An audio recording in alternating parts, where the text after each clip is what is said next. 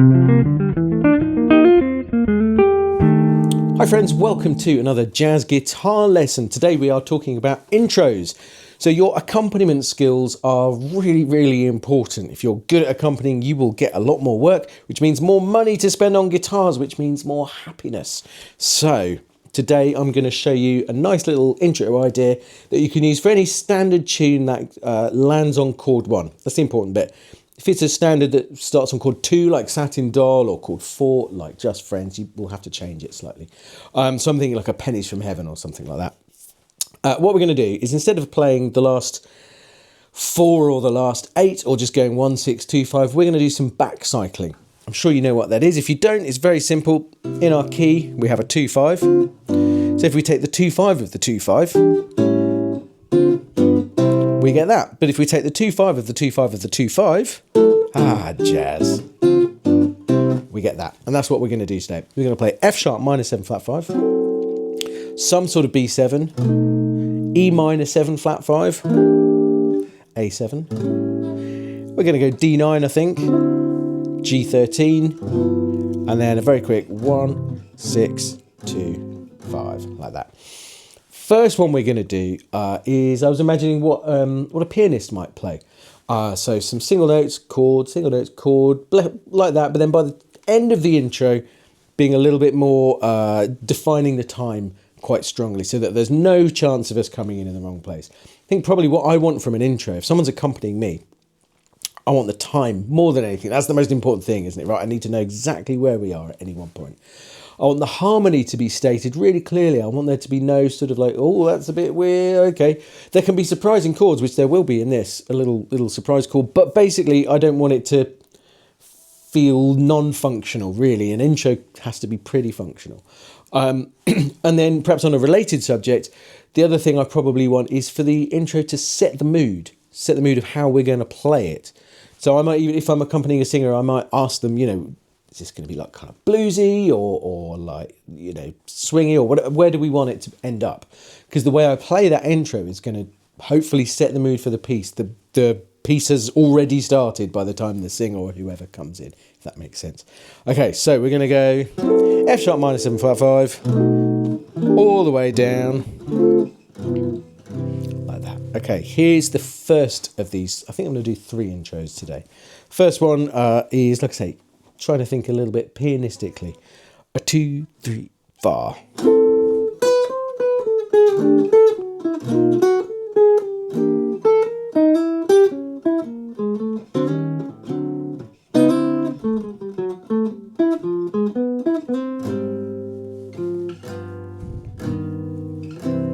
I've got all these written down in my Moleskine book, as always. I'm going to do the same thing a little bit faster now. All right, 2, 1, 2, 3, 4.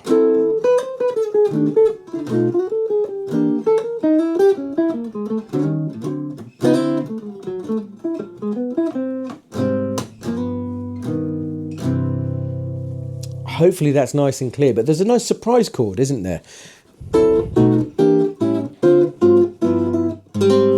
Yeah, A flat major 7. Lovely, lovely, lovely. An intro doesn't just have to be, kind of just stating the chords. We can have a little moment of way before it comes back and really states chord 1. And I think that actually helps, doesn't it? Because if we're being too functional, it might sound a little bit boring. So not too functional, but too obvious. A flat major 7 is, of course, built on the flat 6 of the key. And it means that the triad, the upper part of that A flat major 7 is a C minor chord. So that's very unexpected in our overall key, but also not unrelated. So it's not just a random collection of notes. It is related to our overall key.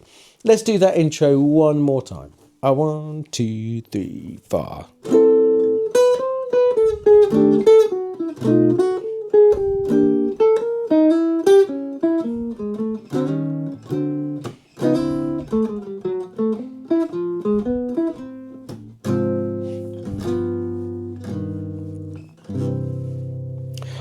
Let's do quite a simple one now, actually, one that has far fewer notes. We are going to have a C there, and we're going to keep that on top as the chords move underneath. So in other words, F sharp minor 7 flat 5, triad, F minor triad, And instead of E minor, we just C over E. And we're going to replace the A7 with an E flat diminished. Then D9. Let's go D flat major 7, that'd be nice. And then C major over G, A7 sharp 9, A flat 7. And then I might break it here by going G13, or maybe I'll go D flat 7 sharp 9. Let's do that.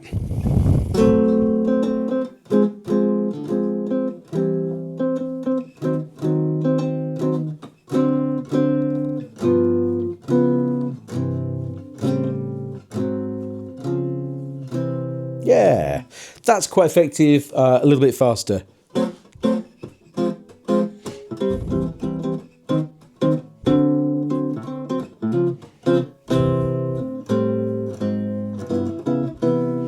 Even though there I was kind of pushing, I put some chords on beat 4. By the end of it, I dialed that back to really kind of state where beat 1 was. That's important, right?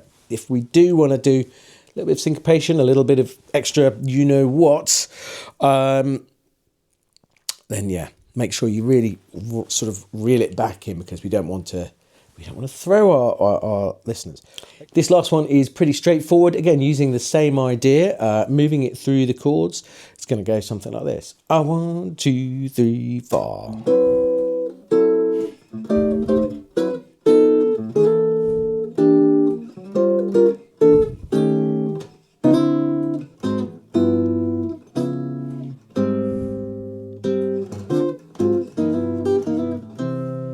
Like that.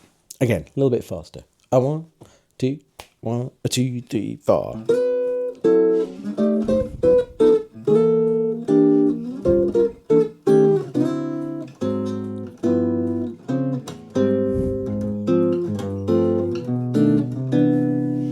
There we go.